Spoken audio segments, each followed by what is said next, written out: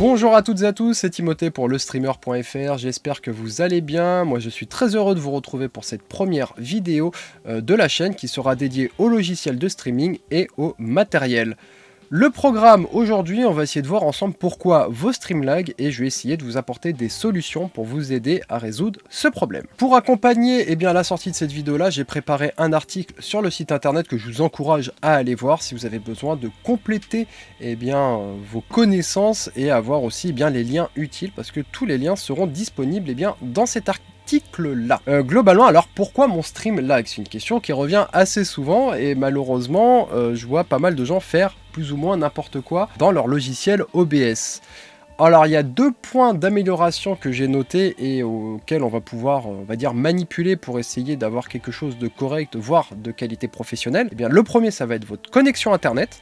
Votre débit, ça c'est plutôt intéressant à savoir parce qu'il y a des gens qui savent même pas comment fonctionne l'upload et le download et votre matériel, voilà, de savoir est-ce que vous encodez en X264 ou en NVENC. Alors je vais pas vous effrayer tout de suite, vous verrez que c'est plutôt simple à comprendre et on va voir ça ensemble. Globalement, alors comment diagnostiquer sa connexion internet? Il suffit d'aller sur speedtest.net, voilà, le lien est dans l'article pour ceux qui veulent essayer, ou sinon vous tapez speedtest.net dans Google et vous allez lancer le test et à la fin du test, il va vous donner ce visuel là, donc le ping, donc ça c'est le temps de connexion entre vous et les serveurs, le débit descendant, donc votre download, et le débit ascendant, c'est-à-dire ce que vous allez pouvoir envoyer. Et c'est sur le débit ascendant qu'on va pouvoir améliorer les choses. Alors il faut savoir un truc, c'est que sur Twitch, alors déjà les serveurs sont limités à 6 mégas en upload, 6000 kbps. Donc ça sert à rien de mettre plus. Alors il y a des légendes urbaines qui disent si on peut mettre 8000, d'autres qui disent non. Bref, voilà, Twitch ils disent 6000, tu mets 6000, tu te prends pas la tête. Si tu envoies 6000 mais que ton débit ascendant, au lieu d'avoir 581, j'avais juste 6, là ça va pas marcher. C'est-à-dire que j'envoie autant à la plateforme que ce que je peux envoyer et en fait vous allez avoir une sorte de goulot d'étranglement et votre débit sera pas stable et votre live risque de saccader, voire de se couper. Et vous allez perdre en audience forcément parce que un stream qui ne marche pas, les gens partent. Donc si vous êtes limité à 6 mégas, essayez d'être à 3.5, voilà, 3.5, voire allez 4,5, allez voilà, 4500 kbps. Et pour régler ça, vous avez juste à vous rendre dans l'onglet paramètres de OBS. Dans le paramètre OBS, on va dans l'onglet sortie. Et dans l'onglet sortie, alors je vais me remettre en X264, ici, si j'étais à 6000 kbps, je vais mettre 4500. Au grand max, allez, 5000, on est fou, 5000 si je joue pas en jeu en ligne. Par contre, si tu commences à faire DBR en ligne, etc., 4005, ça devrait être suffisant. Alors le problème qui va se poser, c'est si tu baisses le débit ici, la qualité de ton live va forcément baisser, ce qui est logique en fait. Donc ce qu'il faudra faire si tu vois que ton live, la qualité est pas exceptionnelle, au lieu de jouer avec, admettons ceci, c'est mon jeu, voilà, ça c'est mon écran de jeu, au lieu de jouer en plein écran, je t'invite à réduire la taille de ton jeu de manière à que ça fasse voilà, quelque chose un peu similaire à ça, avec ta webcam d'un côté et le jeu dans un cadre.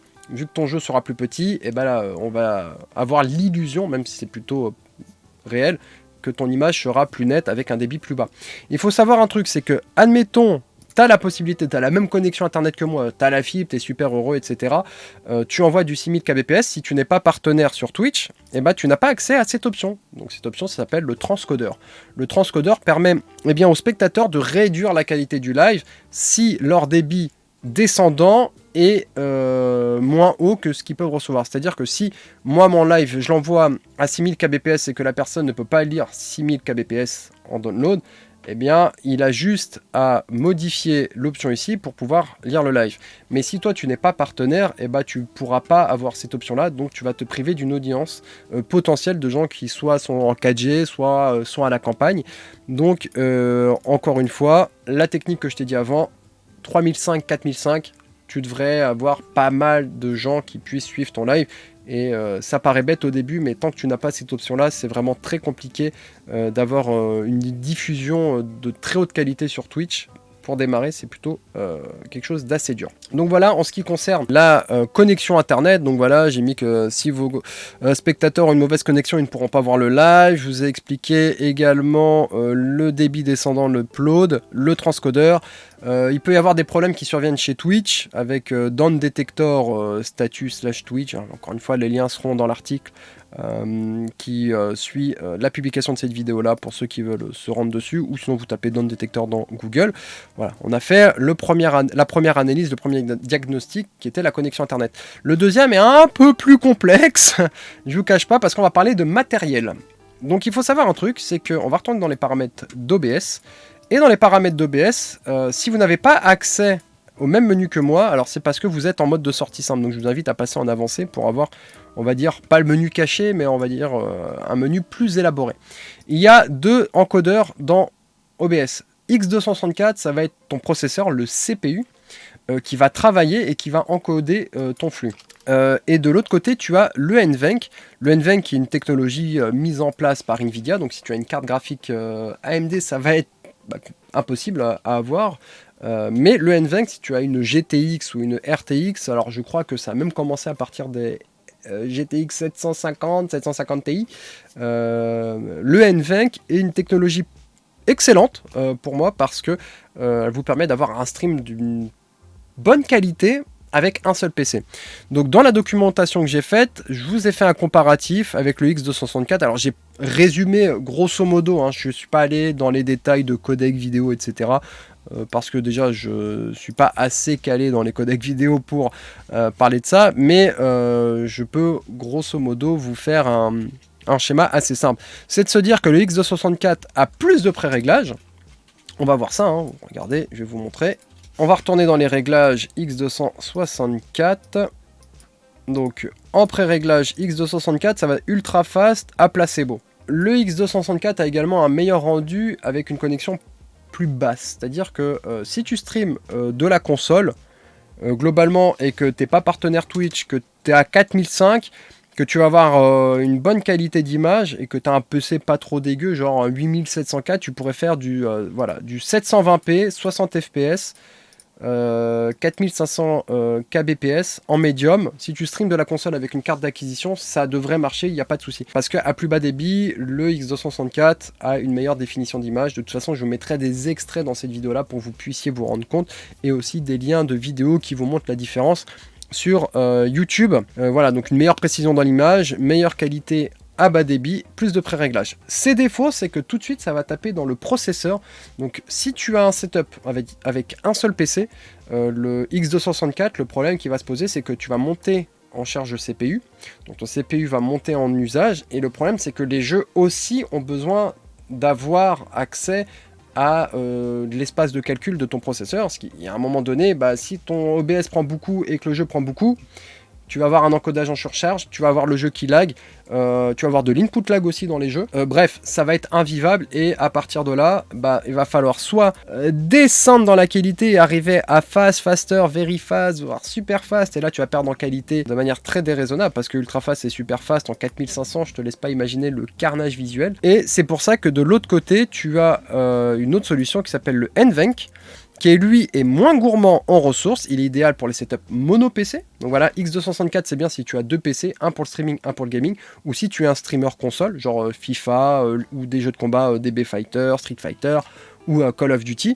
Là tu pourras mettre la max en X264 en termes de qualité, mais si tu es un joueur PC, je t'invite vraiment à être sur du NVENC. Donc voilà, Nvidia NVENC H264. Alors il y a le New NVENC, il y a eu 2 versions, ils l'ont mis à jour. Et le NVENC a alors moins, c'est là que ça va être intéressant, il a moins d'options de pré-réglage, mais son pré-réglage max est l'équivalent du faster du X264. Je sais pas si c'est assez clair, mais globalement, on arrive à ce niveau là, donc un peu au dessus du médium quoi. Médium c'est le milieu du tableau, et voilà, c'est un tout petit peu en dessous, mais pour faire du stream en 720p 60 fps voire un peu plus, et on verra qu'il y a d'autres résolutions que le 720p et la 1080p sur Twitch, et bien ça sera amplement suffisant. Alors le gros défaut, c'est qu'il est très dépendant du débit internet, donc si tu as moins de 4500, le NVENC ça va être très chaud, hein. La qualité, va falloir réduire la taille de ton jeu comme je t'ai montré tout à l'heure. Peu de pré-réglage disponible, et le réglage max du NVENC ça équivaut équivaut à un peu moins bon que le médium du X264, mais ça reste ultra correct pour se lancer sur Twitch. Mais voilà, après l'avantage c'est qu'il est moins gourmand en ressources, il est idéal pour les setups mono PC, et pour les jeux compétitifs, il y a moins d'input lag parce que ton processeur est plein de ressources pour pouvoir gérer le jeu. Voilà ce qui était globalement sur les deux moteurs de rendu. Donc je vous ai donné 2-3 pistes pour gagner en qualité ou en fluidité surtout. Alors, il peut y avoir un problème. Donc, sur l'X264, je vous ai dit que si votre stream lag, il va falloir réduire ici. Chose que sur le NVENC, ça marche pas. C'est-à-dire que NVENC, globalement, entre qualité max et performance faible latence, en fait, vu que c'est des cœurs dédiés de ta carte graphique qui stream, normalement, tu devrais pas avoir de lag. C'est quasiment un peu, de lag, de freeze en stream. Mais si jamais ça arrive, ça veut dire que ta carte graphique peut-être chauffe un peu trop, ce qui est possible, hein, parce qu'on a des cartes graphiques, par exemple une 3080 Ti, elle monte assez haut en température, alors à 3070 ça va, mais par exemple je me souviens de la 980 Ti, moi j'arrivais à monter à des températures de 83 degrés en NVENC, donc il faudra peut-être baisser un peu la qualité des graphismes en jeu, et aussi peut-être ta résolution de sortie, tu vois, si tu essayes de faire du 1080p en NVENC, c'est pas forcément la meilleure des choses à faire. Je vous disais tout à l'heure qu'il y a d'autres résolutions qui existent. La résolution, donc c'est l'image que vous allez envoyer. Les canvas, c'est ce que vous allez rentrer dans OBS, et la résolution de sortie est mise à l'échelle, c'est ce que vous allez envoyer à Twitch. Donc par exemple là, j'enverrai du 1080p à Twitch, là du 864 et du 720, etc., etc. Et je vous ai dit qu'il y a d'autres résolutions qui existent pour la plateforme. J'ai ce site-là qui s'appelle pacoup.com qui vous met en vert tout ce qui est divisible par 8. Toutes les résolutions divisibles par 8 seront compatibles sur Twitch. Et il y en a une qui marche très très bien, c'est le 936. À la place du 1080p, le 936 marche plutôt bien. C'est même mieux que la 900p. Il y a pas mal de streamers qui streament en 900p. Twitch gère plutôt bien la 900p, mais visiblement le 936 serait la nouvelle résolution à la mode, comme après le 792, voilà, là on a du 720, etc., etc. Donc vous pouvez ici, je crois que c'était quoi, c'était 1664. Alors là il faut l'écrire manuellement, hein, malheureusement, mais 936, et là j'aurai sur mon stream une qualité un peu plus réduite que la 1080p, mais tout autant regardable, parce que sur Twitch on est limité à 6000 kbps, donc pour de la 1080p c'est pas extra, surtout si t'es pas en slow. Enfin alors voilà, après il te faudra un PC dédié pour le faire. Et pour ceux qui me diront dans les commentaires, oui mais t'as pas parlé des FPS, je vous invite vraiment à ne pas toucher au FPS et toujours rester à 60. C'est un confort de fou de pouvoir streamer et de regarder surtout un live en 60 fps. Dès que c'est en 30 et que tu commences à bidouiller, alors en 59-84 ou en 50, tu vas avoir des pertes d'images, des sauts d'images, etc. Moi, je laisse tout le temps en 60 pour éviter au maximum d'avoir des déperditions d'images, des images qui se perdent, on ne sait pas. Ou en 59-94, peut-être que tu vas avoir un décalage son-image. Donc moi, vraiment, je vous conseille de laisser en 60 fps pour avoir tenté et essayé plein de trucs. Et voilà, 60 fps, c'est le mieux pour vous. Pour récupérer vos VOD, faire des montages si jamais vous faites des best-of, et en plus de ça, pour vos viewers, la fluidité des fois est même mieux que d'avoir de la 1080p. Vaut mieux un 720p 60 d'une excellente qualité qu'un 1080p 30 qui pixelise. Voilà.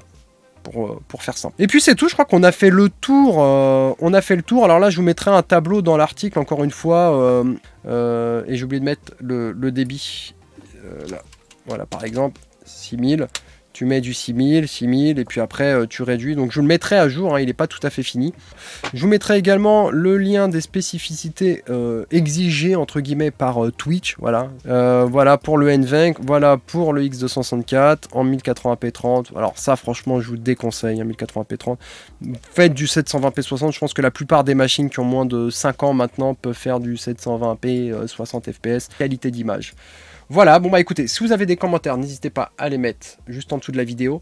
N'hésitez pas à nous rejoindre également sur le Discord. J'ai monté un Discord pour cette chaîne YouTube. Donc voilà, vous êtes tous les bienvenus. Si vous avez des questions ou quoi que ce soit, n'hésitez pas. N'hésitez pas également à venir sur le site internet pour avoir plus d'informations et tous les liens que je vous ai énumérés juste avant. Et puis voilà, bah, écoutez, cette vidéo vous a plu, eh bah, abonnez-vous, mettez un petit like et nous on se retrouve très bientôt pour des prochains sujets. Ciao tout le monde.